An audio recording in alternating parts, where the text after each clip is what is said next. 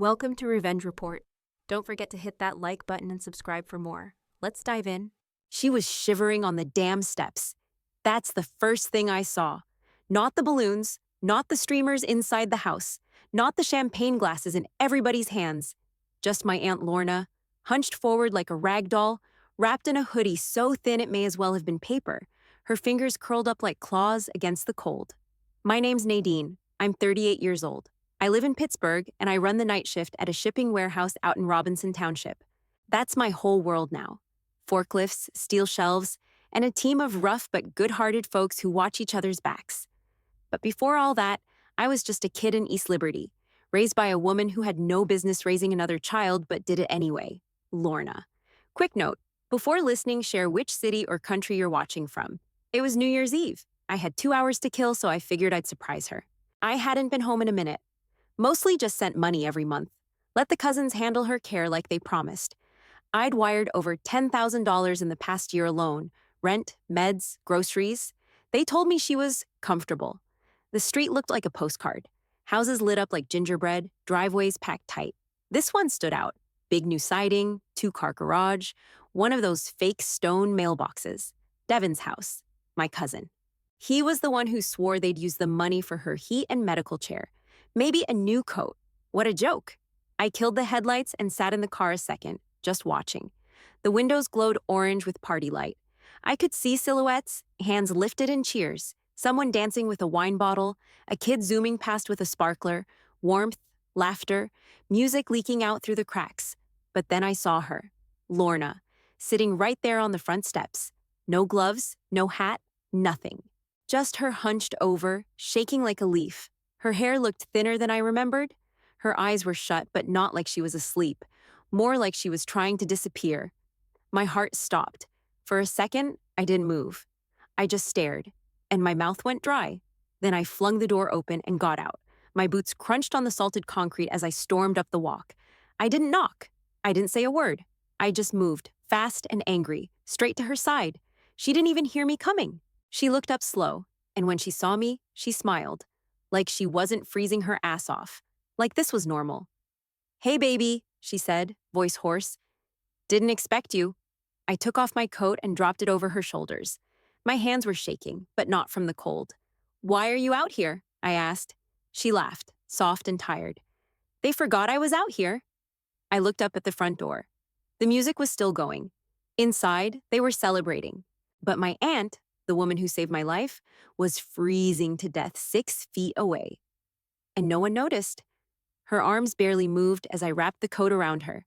She didn't even try to help, just sat there, still and shaking. I crouched down and pulled the zipper up to her chin. Her lips were tinged blue. I saw the way her fingers curled in like she couldn't straighten them out. "What the hell, Lorna?" I muttered, brushing a strand of hair off her forehead. "How long have you been sitting out here?" She gave me that same tired smile. "I don't know, maybe a little while." Her skin felt like ice under my fingers. I stood up fast, heart pounding. The porch light flickered overhead, and I could hear them inside, laughing, yelling over the music. Devin's voice cut through the noise, followed by Mel's high-pitched cackle. Some bass-heavy pop song thumped against the walls. They were having the time of their lives while she sat out here like trash. I looked down at her again. Her feet were bare except for some old slip-on house shoes. My blood boiled. I marched to the front door and pounded hard, loud enough to shake the wreath hanging from it. The music dimmed for a second, and then the door opened just a crack. Vanessa peeked out, smiling, until she saw me. Her eyes flicked to Lorna over my shoulder. Her mouth dropped. "Oh," she said, smile vanishing. Hey, Nadine." "Wow. Didn't know you were coming." I didn't answer. I stepped aside so she could see Lorna clearer. "She was on your porch." Freezing, Vanessa blinked fast, hand still gripping the edge of the door. "We didn't know she went outside." "She didn't go outside," I snapped. "She was put outside." Behind her, I saw the rest of them. Mel on the couch, Devin leaning against the counter, beer in hand. My Uncle Carl was at the far end of the living room, watching a game with a plate of food on his lap. Nobody moved. Nobody looked surprised. "She said you forgot about her," I added, voice rising. Vanessa looked uncomfortable now. "Well, sometimes she steps out for air, you know? It's stuffy in there. She probably just..." "Don't," I cut her off. Don't stand there and lie. Carl's voice came from the back, lazy and dismissive. Oh, come on, Nadine, don't make a scene. It's New Year's. That was it, that tone. Like I was the problem, like I was the one dragging drama to their pretty little party. I stepped forward, and Vanessa instinctively moved back, leaving the door wide open. Warmth hit me like a slap. Heat, the smell of food, expensive perfume, candles burning. A different world entirely from the freezing porch. Not one of you thought to check on her? I said. You're in here pouring drinks, and she's out there turning blue? Mel didn't even look up from her phone. She likes the quiet. She likes not being treated like a stray dog, I snapped. Devin finally stepped into view. Look, she wanted to sit out. You know how she gets? She wanders. She'll sit in the yard for hours sometimes. We can't babysit her every second. Really? I barked. With the 10 grand I sent last year, you can't afford to watch her for one damn hour? Carl stood up, slow, steadying himself with the armrest. Don't come in here swinging, he said. We've done our part. That money didn't come with instructions. I stared at him. It came with trust. Lorna made a soft noise behind me, trying to stand. I turned back, helped her up gently. Her legs wobbled, and she clung to my arm. I could feel how light she'd gotten, bones and nothing else. I looked back at the doorway, where none of them moved to help. Not one of them said sorry, not even once. I turned toward the door. I wasn't waiting anymore. I didn't wait for an invitation.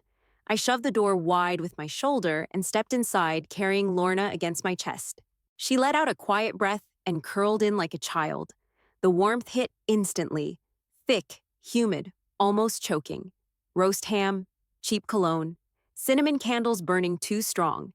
It was like walking into a luxury hotel lobby, only more fake.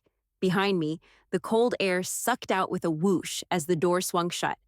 The room didn't go silent. Not yet. There was a pause, like when you cut the volume for a second but don't hit mute. Then I heard Mel say under her breath, she didn't have to drag her in. I didn't even look at her.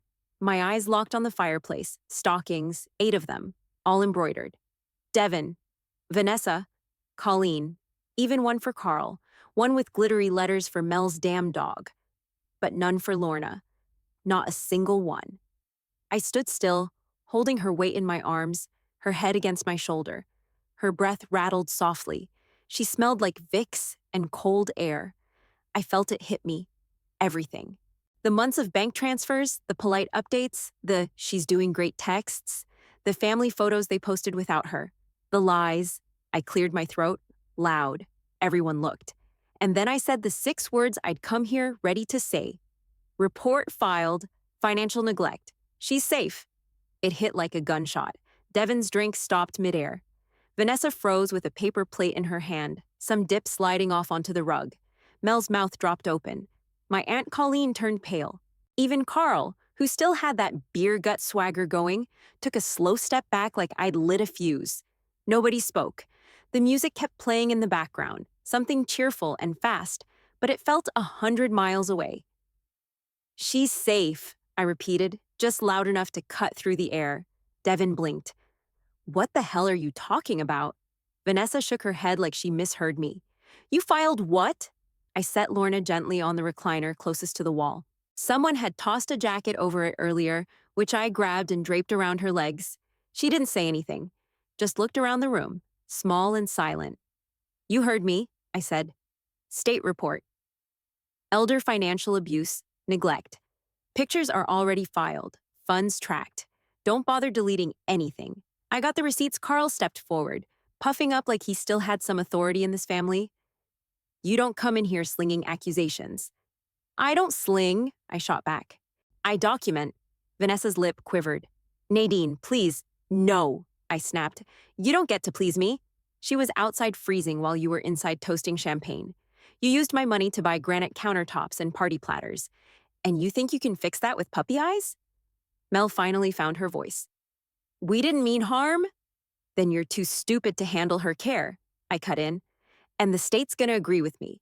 Colleen tried to step in, her voice soft and pathetic. Can we just talk about this? You had months to talk, I said, loud and final. Now you can listen. The silence after that was pure. No one moved. No one even reached for their drinks. just the pop of a candle wick and the distant boom of fireworks outside. I looked around at all of them. Their perfect house, their smug little world, their excuses lined up like hors d'oeuvres on the counter. And then I turned my back. It was like I pulled a gun instead of a badge. Devin fumbled his drink, dropped it right on the hardwood. The glass didn't shatter, but the splash of liquor hit his shoes. He didn't even look down. Vanessa started crying. Real, ugly, shoulder-shaking sobs, mascara already streaking down her cheeks. "You don't understand," she gasped.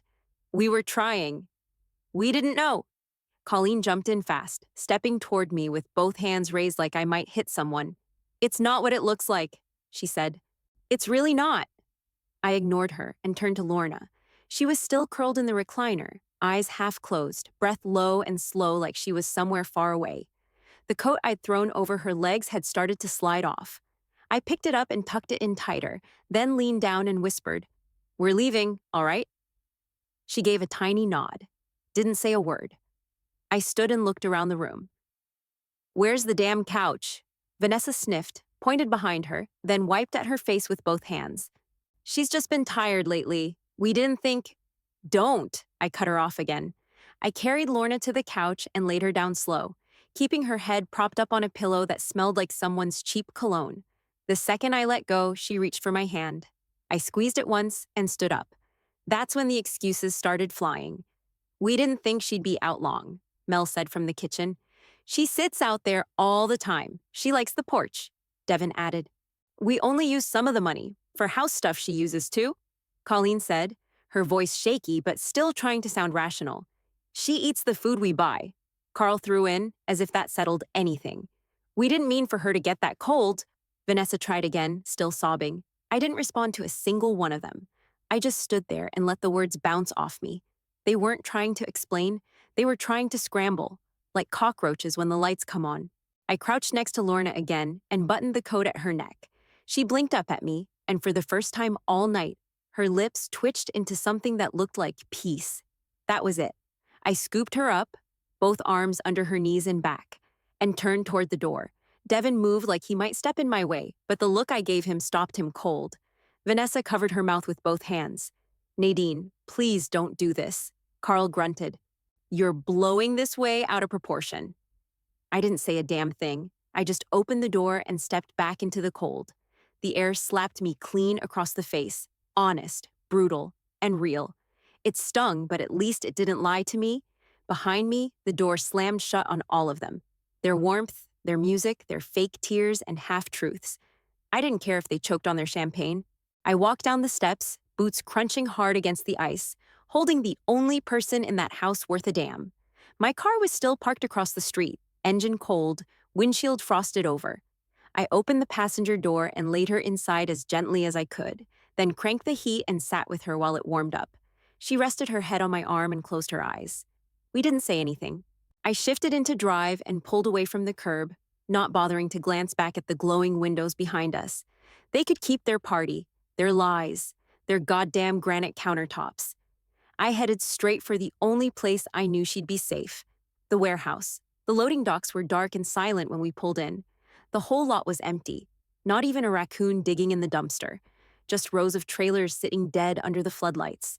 I parked near the back entrance, next to where the forklift guys usually smoked on breaks. The concrete still held some of the day's cold. I stepped out, popped the trunk, and grabbed the emergency blanket I kept in there since last winter. Lorna hadn't said a word the whole ride, just stared out the window like she was watching something I couldn't see.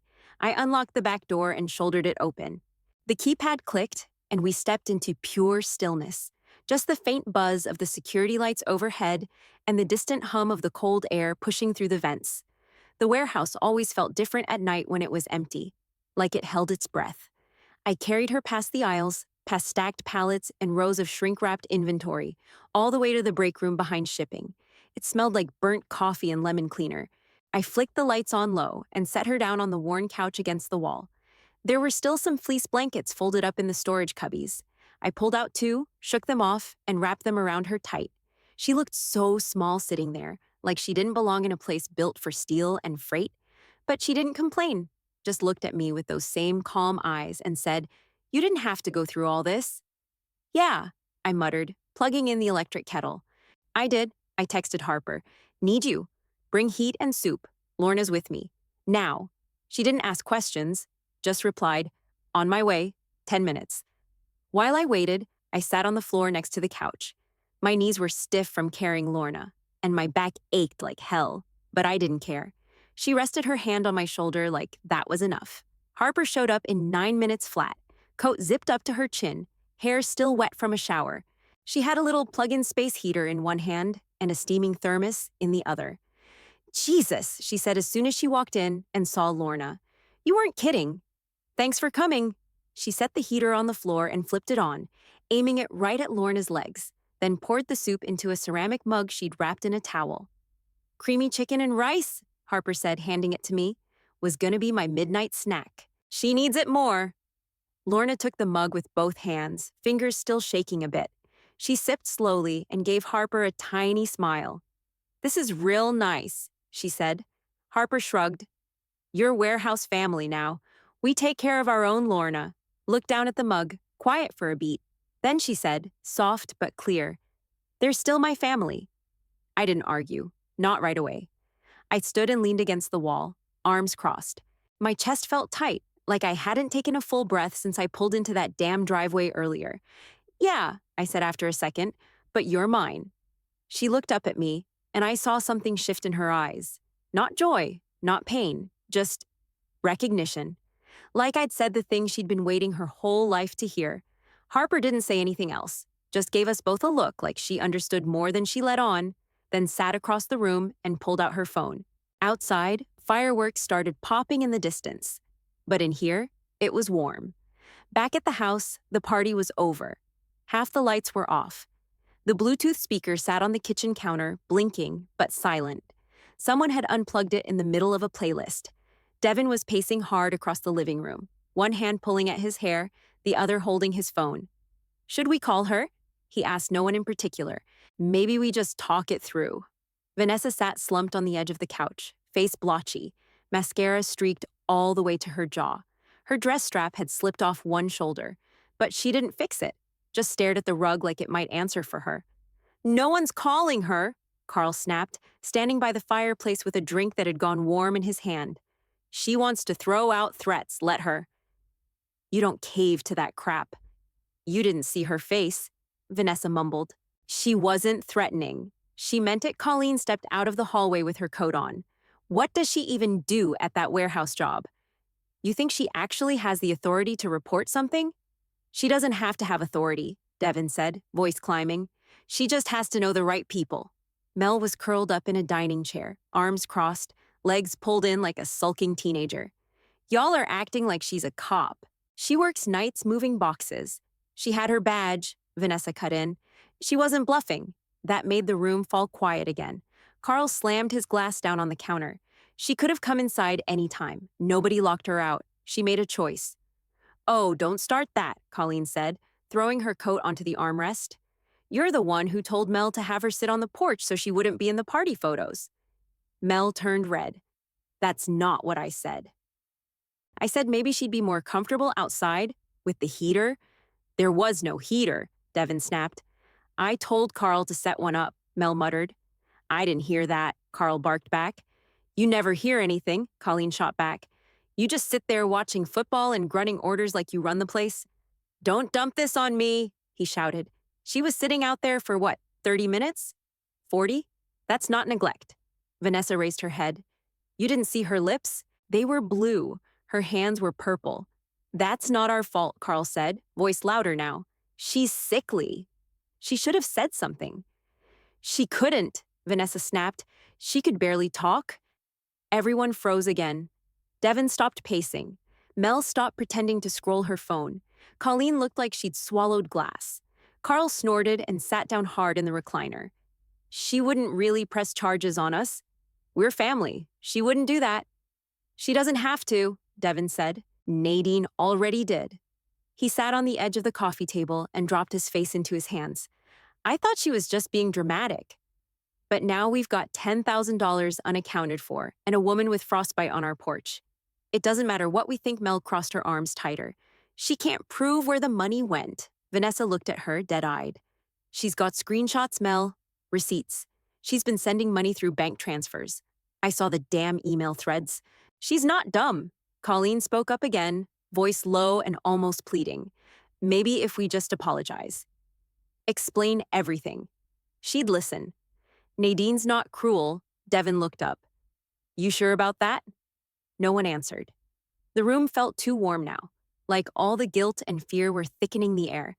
In the middle of it, Carl's voice came again, quieter this time, but still sharp. We took care of her. We didn't leave her in the street. This is all being twisted. She had her badge, Vanessa repeated, softer now. She wasn't bluffing, and there it was again. The sentence that hung over all of them like smoke that wouldn't clear. Report filed. She's safe. Just before midnight, I heard the side door rattle. I was still in the warehouse office, sitting on the edge of an old desk with a space heater at my feet. Lorna was in the break room, wrapped up in 3 blankets and sipping watered-down cocoa. Harper had gone home an hour ago, promising to check in the next day. The footsteps came slow, hesitant. Then I saw them through the office window. Devin first, hands shoved in the pockets of a cheap hoodie. No more leather jacket, no Rolex, just jeans and regret. Vanessa walked behind him, holding a tissue to her face, nose red, eyes worse. Colleen was there too, shoulders slumped, makeup wiped off. Mel stayed near the wall. Carl didn't even come inside, just hovered outside the door like a coward. I stood before they reached the doorway. Devin stepped forward, looking up at me like a kid about to get grounded. Nadine, he said, please, we just want to talk. You shouldn't be here, I said flatly. Vanessa sniffled. We're sorry. Too late. We didn't mean to hurt her, she said quickly. We thought we were doing what was best. You forgot her on a porch? I snapped. That's not best. That's barely human. Devin tried to speak again, but I stepped forward and blocked the doorway. I wasn't in the mood for performance. We didn't use all the money for ourselves, Colleen blurted out. Some of it went to her meds. We kept receipts. You kept receipts for countertops, I said, not her care. I didn't know, Mel said, looking at the floor. I just did what Carl told me. Convenient, I muttered.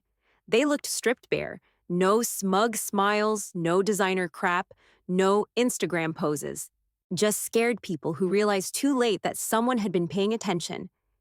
Can we just see her? Vanessa asked. Say something to her, even if she doesn't forgive us? I opened my mouth to tell them no, to say they didn't earn that. But then I heard the soft creak of the break room door behind me. Lorna. She walked out slow, bundled in blankets, like a walking quilt. Her steps were careful, one hand brushing the wall for balance. Her hair was messy, her eyes tired, but she was upright. Vanessa gasped. Aunt Lorna? Lorna held up one hand. Don't, she said softly. The room went still.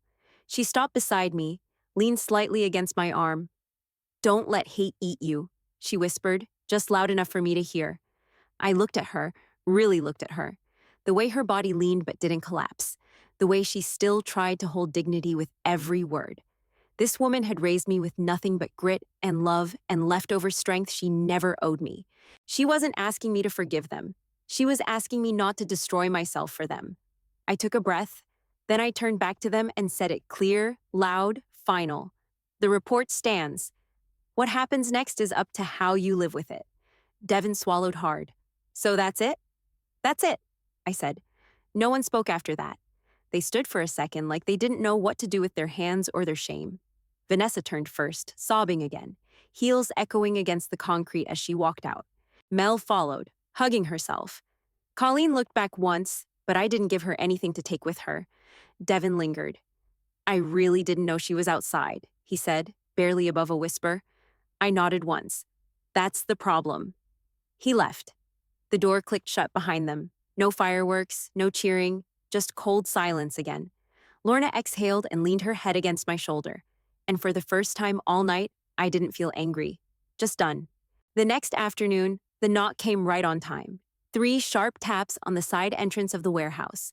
I opened it to a woman in state-issued boots and a navy windbreaker. Clipboard in one hand, ID badge clipped to her collar. Early 40s, maybe, neat ponytail, zero makeup. The kind of person who sees everything and reacts to nothing. Miss? Reese? She asked. That's me. I'm here to check on Lorna James. I stepped aside without a word and led her past pallets of boxed inventory and half-emptied shelves, the buzz of the space heaters echoing against the concrete. The break room door was cracked open, soft hum of the heater still running. Lorna was sitting in the recliner, with a throw blanket on her lap and a styrofoam cup of tea in her hand. Her feet were propped up on a folding chair. Ma'am, the worker said gently, I'm Allison. I'm from Adult Protective Services. Lorna looked up, startled for a second, but nodded. You're not the police. No, ma'am, Allison said, walking in and pulling up a chair. I'm just here to listen and document. I stayed near the wall, silent, watching. Allison started her questions the way you'd check a person for bruises without making them flinch. Name, age, current living conditions, any history of illness, any medications, any known allergies. Lorna answered all of it in that quiet, steady way she always had, like she didn't want to make a fuss. Do you feel safe now? Allison asked. Yes, I do, Lorna said, looking over at me with a small nod. Allison took her temperature and blood pressure. She wrote notes every few seconds, never hurrying, but never wasting time either.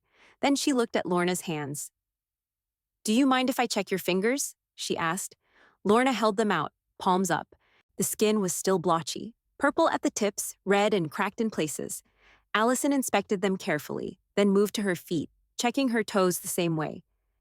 Have you had frostbite before? She asked. No. Have you been outside long like that before?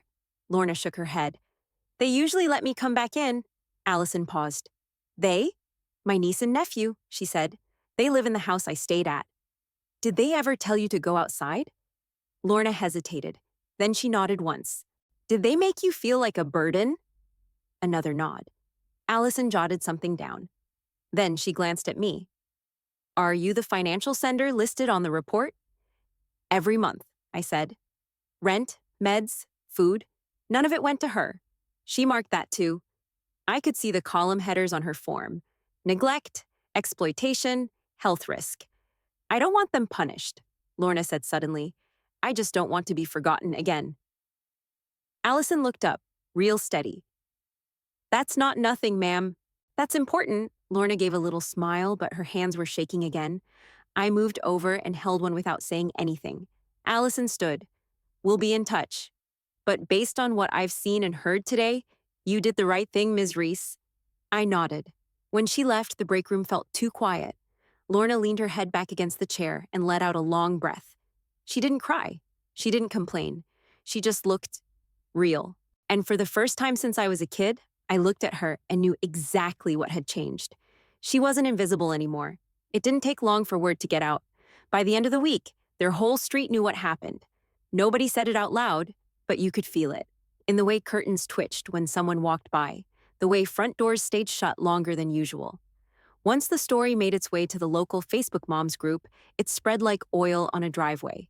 The first to break was Devin. Quit his job 2 days after the social worker visit. Said it was too much stress and a toxic environment, but everyone knew the truth. His boss had called me, wanted to know if what he'd heard was real. I didn't have to say much, just pointed him to the report number. Next was Colleen. She stopped hosting her church book club. Something about needing a break from people. Truth was, none of those sweet Bible ladies wanted to sip chamomile in a living room that left an old woman out in the cold on New Year's. Vanessa could barely get through the grocery store. She used to float down the produce aisle like she owned the place. Now she kept her head down, wore sunglasses inside, and jumped when anyone said her name.